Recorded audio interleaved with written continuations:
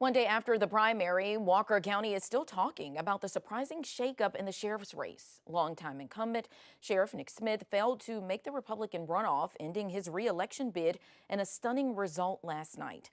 ABC 3340's Philip Dyson is in Walker County with how voters and the candidates are responding to the political upset. The race for Walker County Sheriff comes down to Jason Akins and J.C. Poe in what's expected to be a hard-fought battle. One day after the primary election, voters I spoke with said that Tuesday's results reflect a desire for change in Walker County. Walker County voters ended incumbent Sheriff Nick Smith's re-election campaign Tuesday night, sending Jason Akins and J.C. Poe into a runoff. Oh, I wasn't surprised at all. Leading up to it, I spent a lot of back and forth on social media and, gauging from the people's comments on that. It was pretty evident that he wasn't going to be reelected from that.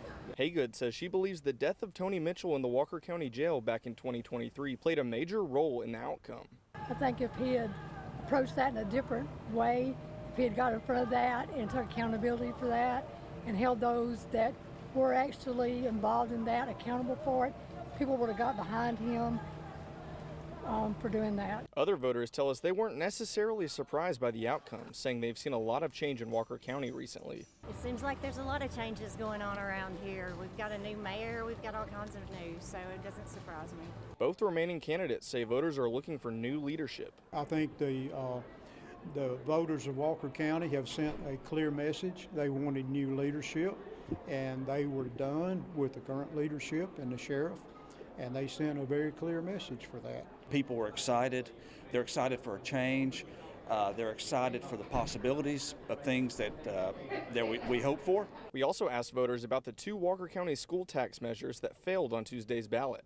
I think it's just the economy's tough right now, people just can't afford groceries and stuff, so they just didn't vote for, the tax. ABC 3340 was unable to reach Sheriff Nick Smith today, but we are going to ask him, why do you think Walker County voters chose not to send you to the runoff? What message do you think voters were sending with the results of this election? After this result, what do you want your legacy as sheriff to be?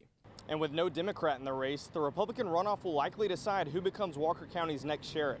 In Walker County, Philip Dyson, ABC 3340 News.